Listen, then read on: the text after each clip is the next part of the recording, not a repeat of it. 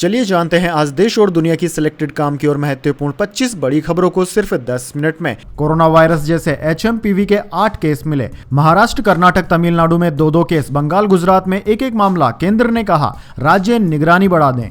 जी हां दोस्तों, कोरोना जैसे वायरस HMPV के देश में 8 केस हो गए हैं। मंगलवार को महाराष्ट्र के नागपुर में 2 केस और सामने आ गए। यहाँ एक 13 साल की लड़की और एक 7 साल का लड़का संक्रमित पाया गया है। दोनों ही बच्चों को लगातार सर्दी बुखार था। इसके बाद प्राइवेट लैब की जांच में दोनों की रिपोर्ट पॉजिटिव पाई गई। हालांकि उन्हें अस्पताल में भर्ती नहीं कराना पड़ा। इलाज के बाद उनकी स्थिति कंट्रोल में है। चलिए दोस्तों, जान लेते हैं अगली बड़ी खबर। दिल्ली विधानसभा चुनाव सिंगल फेज में 5 फरवरी को होगी वोटिंग। नतीजे 8 फरवरी को आएंगे। 1.5 करोड़ वोटरों के लिए 33,000 बूथ बनाए गए। जी हां दोस्तों, दिल्ली की 70 विधानसभा सीटों पर सिंगल फेज में 5 फरवरी को वोटिंग होगी। रिजल्ट 8 फरवरी को जारी किया जाएगा। मुख्य चुनाव आयुक्त CEC राजीव कुमार ने मंगलवार को यह जानकारी दी। दोस्तों, आपको बता दें, तारीखों की घोषणा के दिन से रिजल्ट तक दिल्ली चुनाव की प्रक्रिया 33 दिन में पूरी हो जाएगी। 2015 और 2020 के मुकाबले इस बार चुनाव और रिजल्ट की घोषणा 1 हफ्ते पहले हो रही है। चलिए जान लेते हैं अगली बड़ी खबर। ताहिर हुसैन के बाद दिल्ली दंगों के एक और आरोपी को ओवैसी ने दे दिया टिकट। शिफा उर रहमान जेल से लड़ेंगे चुनाव। जी हां दोस्तों, शिफा उर रहमान ने CAA और NRC प्रोटेस्ट में बड़ी भूमिका निभाई थी। अब ओवैसी की पार्टी उन्हें ओखला से चुनाव लड़वा रही है। असुद्दीन ओवैसी की पार्टी AIMIM ने दिल्ली दंगों के आरोपी ताहिर हुसैन को टिकट दिया है। हुसैन यहां मुस्तफा विधानसभा सीट से उम्मीदवार होंगे। हुसैन अब तक आम आदमी पार्टी से जुड़े हुए थे। चलिए दोस्तों, जान लेते हैं अगली खबर। 3 महीने में मुझे 2 बार CM आवास से बाहर निकाल दिया। आतिशी का आरोप।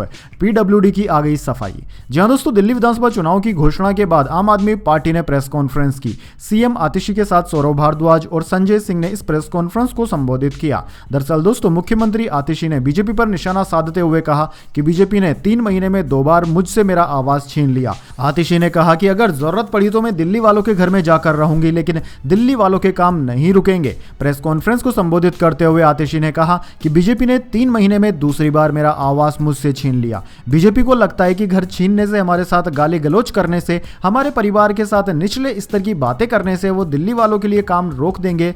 तो मैं उनसे कहना चाहती हूं कि घर छीनने से काम नहीं रुकेंगे। जरूरत पड़ी तो दिल्ली वालों के घर में जाकर रहूंगी और दोगुने जज्बे के साथ काम करूंगी। चलिए दोस्तों, जान लेते हैं अगली बड़ी खबर। चीन में भूकंप से 95 लोगों की मौत, 130 घायल। रिक्टर स्केल पर 7.1 की तीव्रता। नेपाल, भूटान समेत सिक्किम और उत्तराखंड में भी असर। जी हां दोस्तों, चीन के तिब्बत प्रांत में मंगलवार सुबह आए भूकंप से 95 लोगों की मौत हो गई, जबकि 130 लोग घायल हो गए। चीन की सरकारी न्यूज एजेंसी सिन्हुआ के मुताबिक सुबह 9:05 पर भारतीय समय के अनुसार सुबह 6:30 बजे आए इस भूकंप का केंद्र तिब्बत के शिनजांग में जमीन से 10 किलोमीटर नीचे था।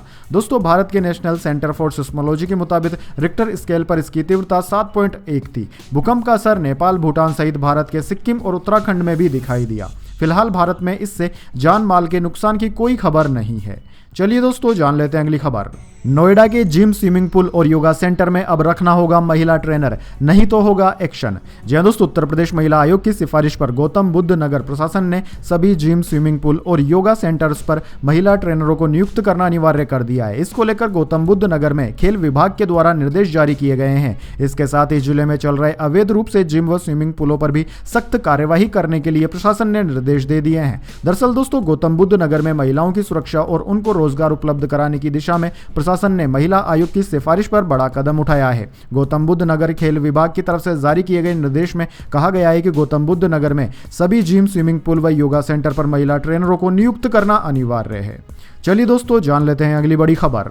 मुख्य चुनाव आयुक्त राजीव कुमार ने एलन मस्क को दिया जवाब। कहा भारत में हैक नहीं की जा सकती है EVM। जी हां दोस्तों, मुख्य चुनाव आयोग ने उन आरोपों को नकार दिया है जिनमें कहा जा रहा था कि इलेक्ट्रिक वोटिंग मशीन को हैक किया जा सकता है। आयोग का कहना है कि EVM के साथ छेड़छाड़ संभव नहीं है। दरअसल दोस्तों, आपको बता दें, बीते साल लोकसभा चुनाव का परिणाम आने के बाद टेस्ला और SpaceX के मालिक और दुनिया के सबसे रईस व्यक्ति एलन मस्क ने इलेक्ट्रॉनिक वोटिंग मशीन EVM की सुरक्षा पर सवाल उठाए थे।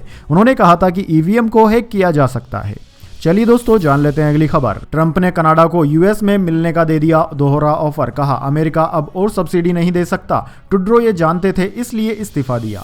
जी हां दोस्तों, अमेरिका के नवनिर्वाचित राष्ट्रपति डोनाल्ड ट्रंप ने सोमवार को एक बार फिर कनाडा को अमेरिका का 51वां राज्य बनने का ऑफर दिया। ट्रंप ने यह ऑफर कनाडा के प्रधानमंत्री जस्टिन ट्रूडो के इस्तीफे के कुछ घंटों बाद ही सोशल मीडिया के जरिए दिया है। दरअसल दोस्तों, डोनाल्ड ट्रंप ने कहा कि अमेरिका अब कनाडा से और व्यापार घाटा नहीं सहन कर सकता और नहीं उसे और ज्यादा सब्सिडी दे सकता है। कनाडा को अपना अस्तित्व बचाए रखने के लिए इसकी बहुत ज्यादा जरूरत है। ट्रूडो यह बात जानते थे, इसलिए उन्होंने इस्तीफा दे दिया। चलिए दोस्तों, जान लेते हैं अगली खबर। माइक्रोसॉफ्ट भारत में क्लाउड एआई बिजनेस में 25,722 करोड़ रुपए निवेश करेगा। कंपनी के सीईओ सत्य नडेला ने कर दिया ऐलान। प्रधानमंत्री मोदी से भी मिले थे। जी दोस्तों, माइक्रोसॉफ्ट के चीफ एग्जीक्यूटिव ऑफिसर सीईओ सत्य नडेला ने 7 जनवरी को भारत में अगले 2 साल में अपने क्लाउड और आर्टिफिशियल इंटेलिजेंस यानी कि एआई बिजनेस में $3 बिलियन यानी कि 25,742 करोड़ रुपए के निवेश का ऐलान कर दिया। दरअसल दोस्तों, सत्य नडेला ने यह ऐलान माइक्रोसॉफ्ट एआई टूर के बेंगलुरु फेज में किया है। दरअसल दोस्तों, सत्य नडेला ने सोशल मीडिया प्लेटफॉर्म एक्स पर पोस्ट शेयर कर कहा कि देश के एआई ट्रांसफॉर्मेशन में तेजी लाने में मदद करने के लिए भारत में एआई इंफ्रास्ट्रक्चर और स्किलिंग में हमारे नए निवेश की घोषणा करते हुए मैं रोमांचित हूं। चलिए दोस्तों, जान लेते हैं अगली बड़ी खबर। भारत आईसीसी टेस्ट रैंकिंग में तीसरे स्थान पर खिसका। 2016 के बाद दूसरी बार top 10 Bharat ICC test ranking में तीसरे स्थान पर खिसका। 2016 के बाद दूसरी बार टॉप 2 से बाहर। 10 साल बाद ऑस्ट्रेलिया से टेस्ट सीरीज हारी भारत। जी हां दोस्तों, ऑस्ट्रेलिया के खिलाफ हाल ही में खत्म हुई 5 मैचों की टेस्ट सीरीज में 1-3 से हार झेलने वाली भारतीय टीम मेंस ताजा आईसीसी टेस्ट रैंकिंग में तीसरे स्थान पर खिसक गई है। 2019 से 21 और 2021 से 23 वर्ल्ड टेस्ट चैंपियनशिप के फाइनल में जगह बनाने वाले भारत ने 109 रेटिंग अंक हासिल किए हैं। टीम इंडिया 2016 के बाद दूसरी बार आईसीसी टेस्ट टीम रैंकिंग में तीसरे स्थान पर पहुंच गई है। इस वक्त पहले नंबर पर ऑस्ट्रेलिया है, जबकि दूसरे नंबर पर साउथ अफ्रीका है। चलिए दोस्तों, जान लेते हैं इसके बाद अगली बड़ी खबर। बिना डीजे शराब के शादी करने पर मिलेंगे 21,000 रुपए। इस गांव के सरपंच ने कर दिया ऐलान।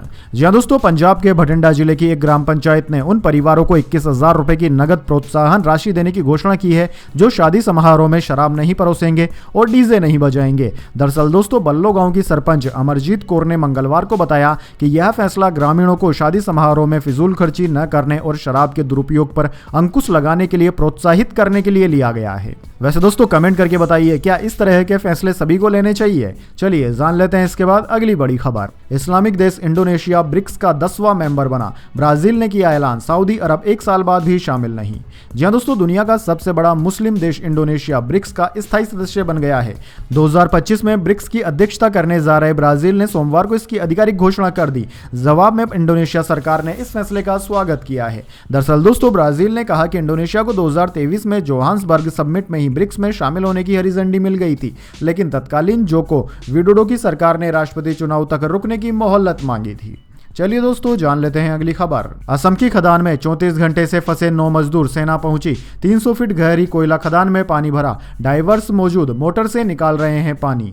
जी हां दोस्तों, असम के दीमा हसाउस जिले के उमरंगसो में 300 फीट गहरी कोयला खदान में सोमवार को अचानक पानी भर गया, जिससे 9 मजदूर अंदर फंस गए। मजदूरों के फंसने की सूचना 34 घंटे पहले सोमवार सुबह करीब 7 बजे मिली थी। अब इन मजदूरों के रेस्क्यू में सेना को लगा दिया गया है। एनडीआरएफ और एसडीआरएफ की टीम भी मदद कर रही है। असम के माइनिंग मिनिस्टर कौशिक राय घटनास्थल पर मौजूद है। दरअसल दोस्तों, आपको बता दें, भारतीय सेना और असम राइफल्स के गोताखोर और मेडिकल टीम के साथ इंजीनियर्स टास्क फोर्स रेस्क्यू में शामिल हो गई है।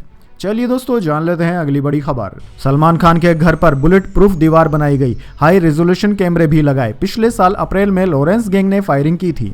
जी हां दोस्तों, सलमान खान के घर बुलेट प्रूफ दीवार बनाई गई है। पिछले साल अप्रैल में सलमान के मुंबई स्थित गैलेक्सी अपार्टमेंट में लॉरेंस गैंग से जुड़े बदमाशों ने फायरिंग कर दी थी। तब सलमान के घर पर सिक्योरिटी बढ़ा दी गई थी। अब उनकी बालकनी और खिड़कियों को बुलेट प्रूफ बना दिया गया है। दरअसल दोस्तों, सलमान के गैलेक्सी अपार्टमेंट में बीते कुछ समय से रिनोवेशन का काम चल रहा था। अब अपार्टमेंट का एक वीडियो सामने आया है जिसमें उनकी बालकनी और खिड़कियां बुलेट प्रूफ ग्लास के साथ नजर आ रही हैं। चलिए दोस्तों, जान लेते हैं अगली खबर। गुलमर्ग में बर्फबारी के बाद एवलांच। 16 राज्यों में घना कोहरा। यूपी में 25 फ्लाइटें लेट। राजस्थान के 20 जिलों में स्कूल की छुट्टियां। दरअसल दोस्तों, जम्मू कश्मीर के गुलमर्ग में मंगलवार सुबह एवलांच आ गया। इससे पहले उस इलाके में 2 फीट तक बर्फबारी हुई थी। एवलांच के चलते फिलहाल किसी नुकसान की सूचना नहीं है। जम्मू कश्मीर में गुलमर्ग के अलावा कई जिलों में बर्फबारी हुई। इससे मुगल रोड, श्रीनगर लेह रोड, सोमथान किश्तवाड़ा रोड और गुरेज हाईवे बंद कर दिया गया। वहीं दोस्तों, भारतीय मौसम विज्ञान विभाग के मुताबिक यहां 2 से 3 दिन तक बर्फबारी की और भी संभावना रहेगी। उधर दोस्तों, हिमाचल प्रदेश में बर्फबारी के साथ साथ बारिश का भी अलर्ट जारी किया गया है। इन राज्यों में बर्फबारी के कारण उत्तर भारत के बाकी राज्यों में तेज सर्दी का असर देखने को मिल रहा है। आज देश के 16 राज्यों में सुबह घना कोहरा देखने को मिला। भारतीय मौसम विज्ञान विभाग ने कहा है कि पंजाब, जम्मू, उत्तर प्रदेश और बिहार के कुछ जिलों में विजिबिलिटी घटकर 0 हो गई गई। इससे कई फ्लाइट्स लेट हो गई। अकेले यूपी में ही 25 फ्लाइट्स और कई ट्रेनें लेट है। वहीं दोस्तों उत्तर प्रदेश में ठंड के चलते पिछले 48 घंटों में 25 लोगों की मौत हो चुकी है।